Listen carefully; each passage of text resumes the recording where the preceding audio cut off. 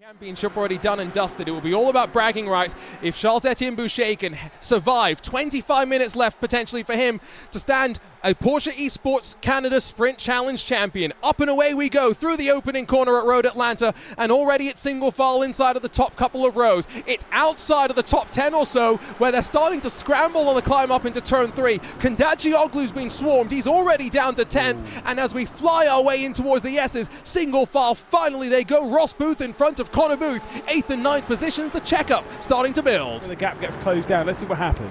Oh, so that's Christian Muniz by himself, and then ping pong, little slipper. Oh, and then gets sent from behind. Naughty. And was it, who was the car that then hits the wall? Oh no. Oh no, that's a terrible rejoin. Onto the main straightaway that sees you into the chicane. What was happening slightly further back? I think we've had another driver make a mistake, and Arnaud hits the wall. Yep, again, oh, careful on the rejoin. Did manage to collect that car before rejoining the race circuit, so showing how it should be done.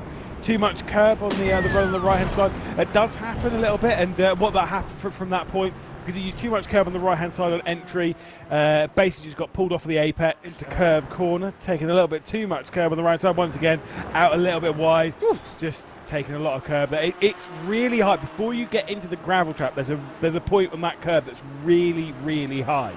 And like I say, just throw the the right wheels up into the air. I think by that point the car's already broken by this point, and then overcorrects it going down into 6 and out into the barrier. Cooling sections potentially on that Porsche. Long way around though for the Mark Motors entry, and you don't want to be pinching like that. Race control may not look very kindly on it, and still pinching into the braking zone. Wibble wobble they go. Kondaccioglu holds on. And also slightly off cambered. So you've got Connor Bell maybe could actually just drive straight into his quarter page.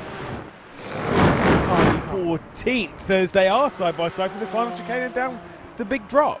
It's a very colourful livery for Richard Quinn on the outside, out of the final corner in the Porsche Centre Edmonton machine, but Arnaud just a bit more confident on the inside in the Porsche Centre Calgary car. You can see the damage on the right front, might be now slightly cut underneath from behind, but Quinn cannot make the move happen. Fire from Justin Rem, and that is a battle of teammates outside of this series. Into the S as they go. Look how close it is up front. Horrible line going through T3 from Charles-Etienne Boucher, and there's almost a little bit of contact, and there's a spin from Logan Patcher. That'll be it, title done. From Charles-Etienne Boucher out off of T3, coming up towards turn 5, overcommits, didn't think he was getting a little bit too close, didn't even make contact. He had lost the car before. Against that curb on the right hand side and turning. And it seemed like it's just going to take them all the way up to the checkered flag, going into T3 out a little bit too wide. That's what opened the door for Kondaccioglu to come through. It's so easy to do. When you're in the slipstream of someone going up into that corner, you've got a good brake reference of them.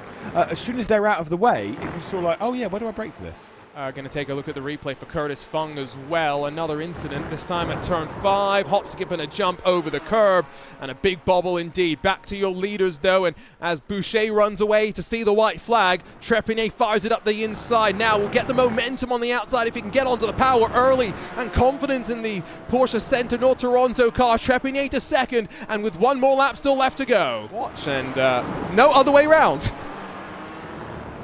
Oh, cool. I'm surprised it didn't go straight on.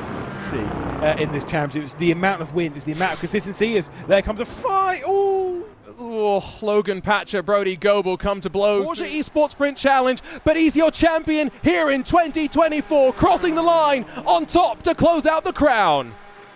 Put himself right into the contention for the Lego Play Well or whatever, or the season-long mover either. So Charles-Etienne Boucher, yet another race victory for him in that Porsche Lozon machine, and more valuable points, not just in that Sprint Challenge Championship, of course, with that being wrapped up, but the Constructors' Championship as well, especially with Etienne Leger finishing behind Vincent Trepigny. Justin Rem climbs to 4th in front of Giovanni Romano, and then Ross Booth, Brody Goebel, Logan Patcher, Michael Kondaccioglu. And we're racing in the Porsche Esports Carrera Cup Canada with 40 minutes on the clock. Away we go, and up to the opening corner. Lasharite tucks into line. It's almost 3 wide behind for 3rd. Bergeron, Panicia, and then Hoverson, single file now, climbing up to turn 3. So easy to pick up a slowdown if you're not careful, and drivers have to be very, very tentative with cold tires. You can see how careful Christopher Cook was alongside of Andrew Carone, who's trying not to be dropped outside of the top 10 as we plunge through the S's. Obviously right off the rear end of the train. A little bit too much speed going in. As soon as you got out onto that dirty part of the road, and then added in a little bit too much more braking power to make sure that you've actually going to make the corner. Facility that you're not comfortable with, you just get it comfortable. Gregory Hoverson's getting comfortable though, slices up to third position. Alex Bergeron can do nothing but watch as Porsche of Halifax rise up to third. Replay onto it, or is that... What's happened? That doesn't look normal, does it? It looks like a slowdown. Where do you get a slowdown here? No, though? exactly. It looks like a slowdown, but surely it's not. This is on board with Jonathan Oulet. Oh, he locked up. There you go. It's not a slowdown. He's starting to throne slightly further behind. Here comes Manalo up the inside. Yep, indeed. Big move there from Josh Manalo going past Savio Panicha. Out wide goes Alex Ellis as well. Ahead of all of this one, there is Andrew Corona, 11th position now. I'm sure Porsche have done that in like the Porsche Dakar. I think we've got to try that. Oh, Giuliano Romagnolo's turfed Savio Panicha out of the way, and watch the rejoin here. Around the outside tries to go Christopher Cook. Andrew Corona up the inside, grabs 2 for 1 in the blink of an eye. Remain on, and then just accepted the outside run. That's a silly move. And that was contact in the initial jink to the inside. Romagnolo, without a shadow of a doubt, race control will take a look at that. And I don't think Panicha could do much on his rejoin. Oh, crazy sequence. It could have been a lot clumsier. Hoverson here, down through the final corner they will build. Hoverson's advanced in his Porsche of Halifax car, and out wide goes Gagnon Renault. Race control will take a look at that. Bergeron takes advantage, but a moment that's allowed the gap up front to open to 1.2 seconds. Here's a look on board with Bergeron, first part of the corner. This is where Gagnon Renault would have wanted to get a better run off, but you can see he gets squeezed, and that contact may have just checked up the momentum, and here's the moment of drama. Yeah, indeed. Let's see what happens. Yeah, no, he's out wide. Compromise him slightly down out of the final corner, though. Just going to carry his momentum through, and now gets sent off into the wall. Yeah, a bit of an overlap there. Savio Panicha leaving it down the inside, slightly going into the into the final turn. They'll be well aware of it. Seeing this one again, it's not an easy one, is it? And finally, Panicha's able to get to the inside and block off any contenders from running through. Blake Townend is, of course, after being shoved off, trying to scramble his way back on forward. He's behind the 34 machine. I don't know where I would go with that one. I can see Savio Panicha getting a penalty. Oh, my goodness me. He's not done with making moves into the final turn, is he? Ooh, 3 wide, and now with the block on Josiah Farrow, 3 wide behind them with Lacasse Paluk and Townend. It's all going bonkers for these drivers there. As much as we're talking about this is a must-win scenario for Antoine Lachorite, it is a must top 5 from Andrew Corona. And here he goes down the inside, gets past Josh Manalo, who does not fight. And to be perfectly honest, I kind of understand that one. You are not in the same fight as Andrew Corona. Slightly sideways. A Constructors Championship settled in this round. As here comes a look to the inside. Romagnolo going to make a move on Alex Ellis. It's a very tidy move as well. I don't think Corona, never mind. Don't think Romagnolo was thinking about fighting too hard, but maybe with Josh Manalo behind, there will be a little bit more of an impetus to defend. Let's check in with the gaggle behind. Panicha starting to pull away. Dylan Cole goes defensive into turn 7, forces Paluk out wide in the Mark Motors Porsche machine. Blake Townend makes some contact as they storm onto the power. Bogged down on power, no traction control, just poor momentum. Bergeron forward to second, and Antoine Lachorite waves goodbye with 7 and a bit minutes left to go. Certainly not done yet. Hoverson's going to get to the outside of Bergeron going into the first corner. It would have to be a mega send to try and make that one stick, but Ian Gagnon Renault obviously from the pole position. Alex Ellis is only 4.5 seconds behind. We got 5 laps to go, I believe, at the line. Hoverson the long way around. Going to try and force Bergeron a little bit inside, who backs out, allows Gagnon Renault to try and sneak his way on through. What is going on?